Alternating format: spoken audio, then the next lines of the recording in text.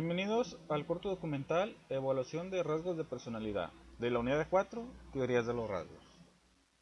Las teorías de los rasgos nos permiten agrupar una serie de características o cualidades personales en categorías y dimensiones por medio de los rasgos. Un rasgo, según Alport, es la forma de responder a los diferentes estímulos de la mente personales y producen cierto comportamiento.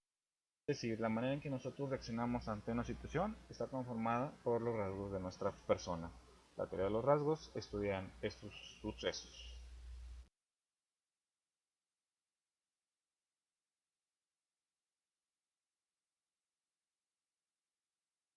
En esta presentación analizaremos las teorías de la psicología del individuo de Gordon Allport, analizaremos a Raymond Cattell con su teoría de los rasgos de Cattell y para finalizar a Hans Heinze con su teoría de los rasgos y de los factores.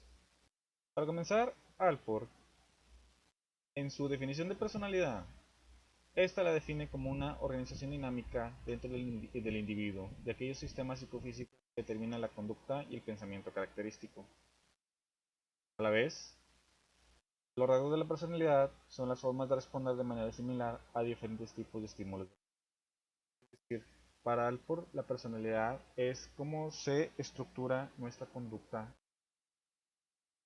Los rasgos son las formas de cómo respondemos ante un problema. Esto se verá mejor con un ejemplo más adelante. Las características de los rasgos. Alport define que los rasgos son reales y están dentro de cada persona. Los rasgos producen el comportamiento y están relacionados entre sí, varían según la situación. Es decir, existen en cada uno de nosotros, son personales. Debido a los rasgos tenemos ciertos comportamientos y los rasgos se relacionan entre sí dependiendo de la situación. Para ampliar este ejemplo y que quede más claro, tendremos a dos sujetos imaginarios, sujeto 1 y sujeto 2. Ambos se enfrentarán a una situación y sus rasgos determinarán el mejor comportamiento. Para comenzar, Alport define rasgos cardinales como aquellos que influyen en todas las áreas de la personalidad. Presenta a los rasgos centrales como los observables en el comportamiento y los rasgos secundarios como los menos importantes, se presentan de manera pasajera. Supongamos que tenemos un estímulo el cual es la pérdida del empleo. Ante este estímulo, nuestros dos participantes, el sujeto 1 y el sujeto 2, reaccionarán por medio de los rasgos para analizar su comportamiento. Retomando la situación en donde se despide al empleado, tenemos que un sujeto reacciona de manera positiva, mientras que otro sujeto reacciona de manera negativa. Los rasgos de cada personalidad definen el comportamiento que ocasiona que una persona sea positiva y una persona sea negativa ante la pérdida del empleo. La persona que reacciona de manera positiva como rasgos cardinales se puede observar el gran optimismo, un optimismo que refleja ante la pérdida del empleo y de manera objetiva, es decir, las cosas claras de por qué sucedió tal evento. Esto caracterizaría sus rasgos cardinales que contribuyen a una actitud positiva. Como rasgos centrales, la persona en el comportamiento se puede observar relajado y se puede observar cordial, tanto con él como con los demás. Un rasgo secundario, aquello que no es tan observable o tan importante, será por ejemplo, en su comportamiento le da gusto en parte que ya no está trabajando porque puede levantarse tarde, o por ejemplo le puede dar gusto porque ahora tendrá tiempo de ir a misa. En conjunto, los rasgos cardinales, centrales y secundarios a como se escriben contribuyen a una mejor personalidad, a una mejor actitud. Mientras que el sujeto que reacciona de manera negativa, sus rasgos cardinales serían angustia y depresión, una mortificación muy profunda y muy pesada por la pérdida del empleo. Como rasgos centrales podría tener un sentimiento de culpa hacia él o hacia los demás que ocasionaron el despido, e incluso coraje también hacia él o hacia los demás por el motivo de la pérdida de trabajo. Como rasgo secundario, aquello que no se nota pero que existe de manera pasajera, menos importante, se puede sentir constantemente nostálgico, puede extrañar la zona de confort en la que se encontraba insertado en el empleo. Continuando con Cattell. Cattell, en la teoría de los rasgos, divide los rasgos en dos grupos, como rasgos comunes y rasgos específicos. Los rasgos comunes contemplan aquellos que todas las personas poseen en menor o mayor grado, como rasgos específicos aquellos que se basan en intereses y deseos particulares de las personas. Igualmente mostraremos un ejemplo para que quede más claro. Los aportes hechos a la noción de psicometría de Cattell son muy importantes y introduce métodos de medición más precisos y generales de los rasgos de la personalidad. Cattell cataloga los rasgos en los siguientes: rasgos de capacidad, aquellos que determinan la eficiencia con la que se pueden hacer ciertas cosas; rasgos de temperamento, describen el funcionamiento general de la conducta; rasgos constitucionales, son de base biológica; rasgos moldeados por el ambiente, son producto de la influencia del medio ambiente en donde se desarrolla el sujeto; rasgos superficiales, son correlaciones de los rasgos anteriores o de otros. El más importante de Cattell es los rasgos fuente. En esta categoría, estos son estables y permanentes, determinando la conducta del individuo.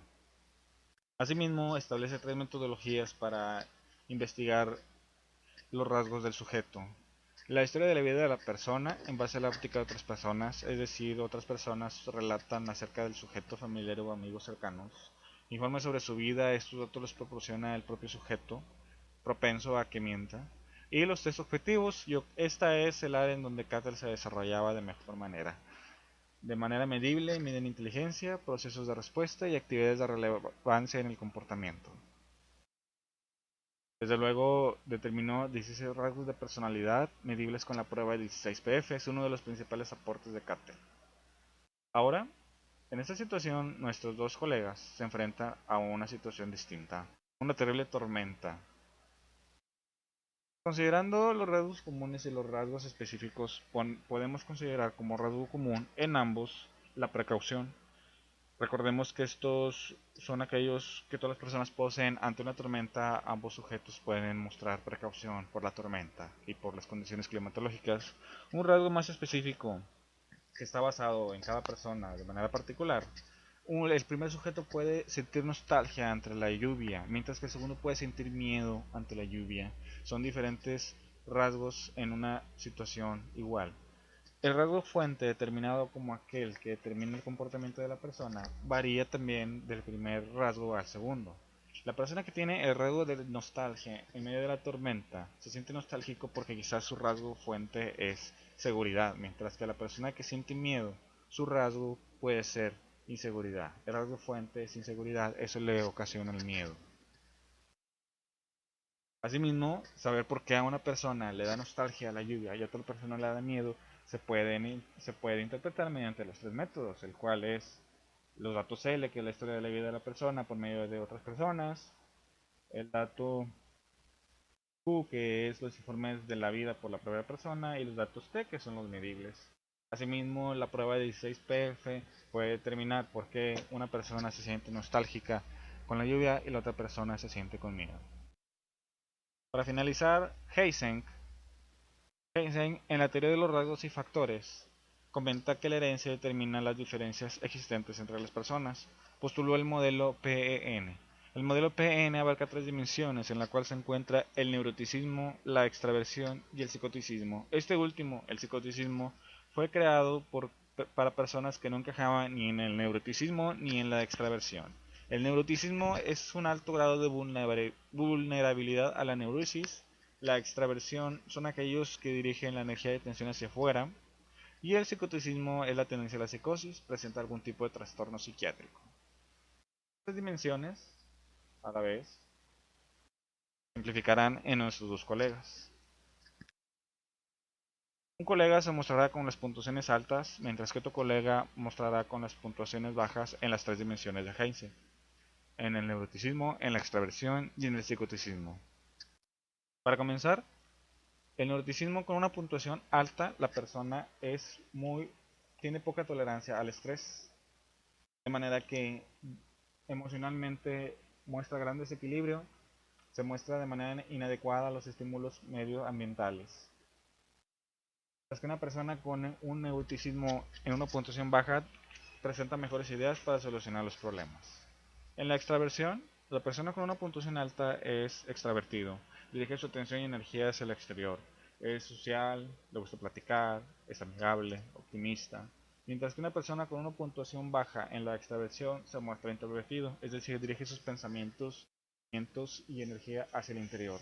Es más callada, más reservada, piensa más, se maneja de manera más controlada. Y el psicoticismo presenta 11 predisposiciones, la cual es solitario, conflictivo, son crueles, son insensibles emocionalmente, sienten subestimados, son excéntricos, les gustan las actividades peligrosas, son agresivos y hostiles, manejan un trato social áspero, es decir, disfrutan avergonzando, humillando, no aceptan costumbres sociales, evitan establecer relaciones cercanas.